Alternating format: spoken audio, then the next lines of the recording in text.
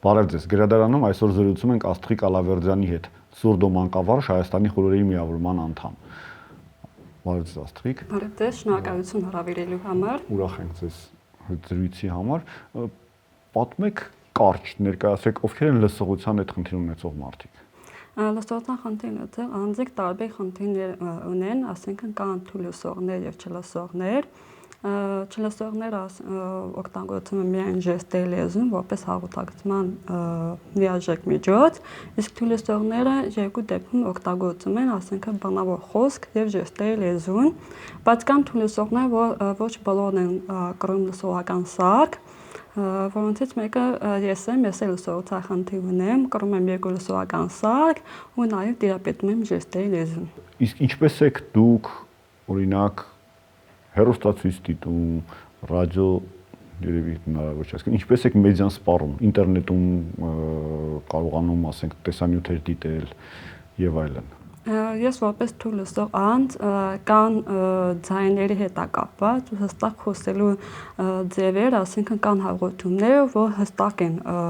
լսվում ձայները ու կան հաղորդումներ, որ ցածր են խոսում, բառը տենց իրար կապված են, ասենքն ստեղ նաև կա անհրաժեշտ է ժեստերի լեզվի թարգմանչի օգնությամբ, որպեսզի ավելի լիարժեք հասկանամ այդ հաղորդումները, իսկ հատկապես չլսողները իրենց պետք է միայն ժեստերի լեզվի թարգմանչի օգնությամբ։ Իսկ ինչքանով են հասանելի,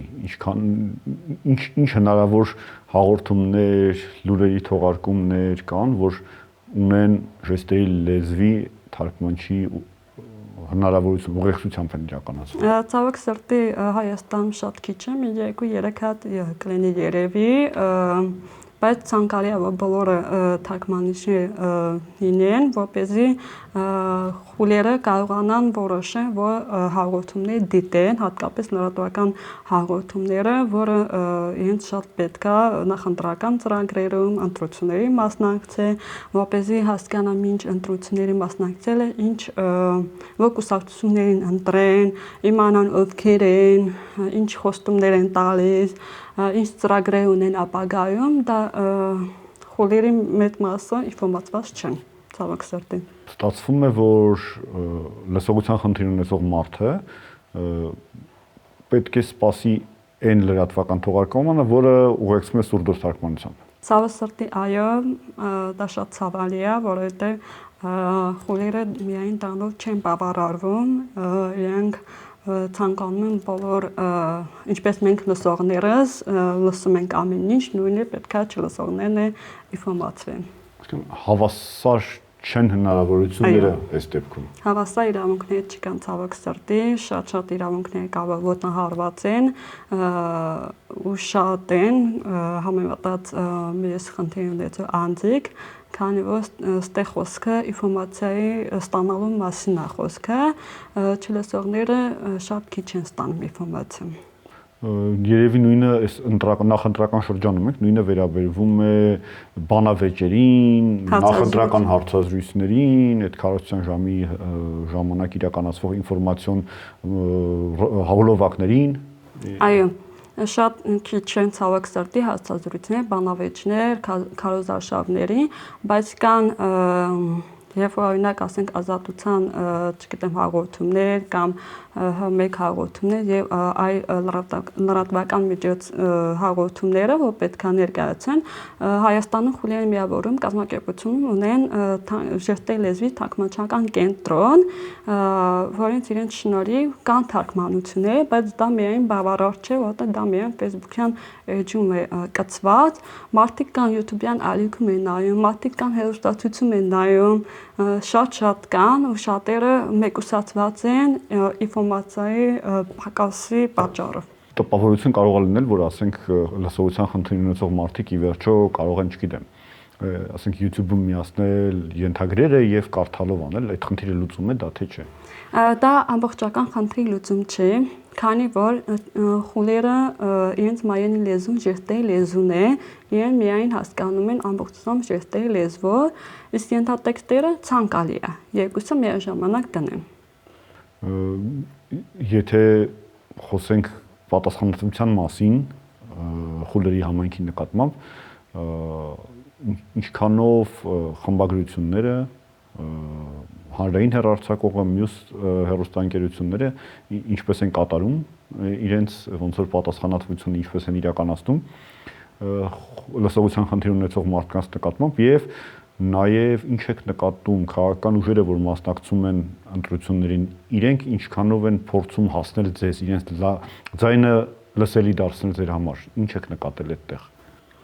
ձայնը լսելի ցավոք սրտի հասանելի չէ դա նորից եմ կրկնում իրենց միայն հասանելի է ժեստի լեզվի թարգմանությամբ եթե չկա ժեստի լեզվի թարգմանություն իրենք ոչ մի բանի չեն մասնակցում կամ մասնակցում են առանց մտածելու կամ չգիտեմ ու նաև իրենց մոտ կա ապատեղեկատվության կեղծ լուրերի հաղորդում են մարդկան կան ասենք օրինակ չգիտեմ լսող մարդ այդքան լսելա ու իրենց կարծիքն են հայտնում այսինքն ստե ճշտված միտք այն որ հաղորդում են ինչ որ մենք ճիշտ ենք հասկանում ճիշտ ինֆորմացիա ենք ստանում դա հասանելի չէ խուլերին այսինքն խուլերը ավելի կամ լսողության խնդիր ունեցող մարդիկ ավելի խոցելի են ապատեղեկատվության տարածման տեսակետից։ Այո։ Ինչու՞։ Նորից։ Օրինակ, խոսքերս որպես թարգմանիչ, ինչ լսում եմ, թարգմանում եմ։ Բայց ես ինձ չեմ բացատրում, թե որոնք են ապատեղեկատվությունը, որոնք են կեղծ լուրերը, ճիշտ ու սխալը, որովհետև ես այդ չգիտեմ մեդիայի մասնագիտություն չունեմ, այդտեղ նաև ես ինֆորմացված չեմ այդ ամենի մեջ, դա համար պետք է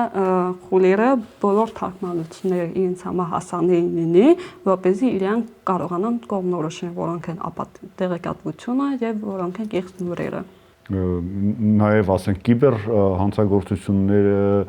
տարբեր տեսակ խաբեություններով մարդկանցից միջոցներ շորթելը օրինակ հատուկ հաղորդում կա հանրայինով մեդիագիրակցություն որը չգիտեմ չունի չէ թարգմանություն սուրդո Չէ այս բանին ասում են ժեստի լեզվի թարգմանիչ ցավոք սրտի շատ տեղերում չկա նորից կրկնեմ որ մի 2-3 հատավոր լրատվական միջոցում հեռուստացույցում կա իսկ ընդհանուր առմամբ իրենք ամբողջությամբ ինֆորմացված չեմ ցավոք սրտի իսկ ինչ թվի մասին է խոսքը Հայաստանում քանի մարդ կա լսողության խնդիր ունեցող ընդհանուր լսողության խնդիր ունեցող անձինք ինչքան որ տեղեկատված են 3000-ից ավել կա բայց չհաշված մեկուսացվածներին ու իսկ չլսողները 1000-ից 1500 անձիկ են Այսինքն այս մարդիկ գրանցված են, որ ունեն լսողության խնդիրներ անձիկ, բայց ես ինչքան որ այդ ոլորտից եղել եմ, շատ եմ տեսել, որ շատերը մեկուսացված են ու նաև շատ կան խուլեր, որ իրենք լիարժեք չեն տիրապետում ժեստի լեզուն, քանի որ կրթություն չեն տալիս, այսինքն հնարավորություն չեն տալիս համալսարան ընդունվել միայն այն պատճառով, որ չկա ժեստի լեզվի թարգմանիչ։ Ինչ է նշանակում մեկուսացված։ Նշանակում է իրենք չեն երևում, որովհետեւ գիտեն, որ իրենց համար հասանելի չի, իրենք դուրս գան ինչ անեն, մի քիչ կոպիտ հնչում այդ մասով, ասենք օրինակ հիմա մենք խոսում ենք մեդիայի մասին, բայց իրենք եթե չլինեն ժեստի լեզվի թարգմանիչ, իրենց համար արդեն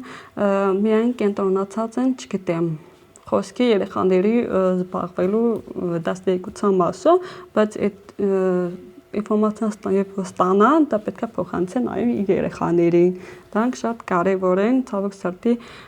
սերունդ շարունակում է ինֆորմացված չլինեն։ Լիարժեք հաղորդակցության հնարավորություն չունեն։ Այո հնարավորություն չունեն,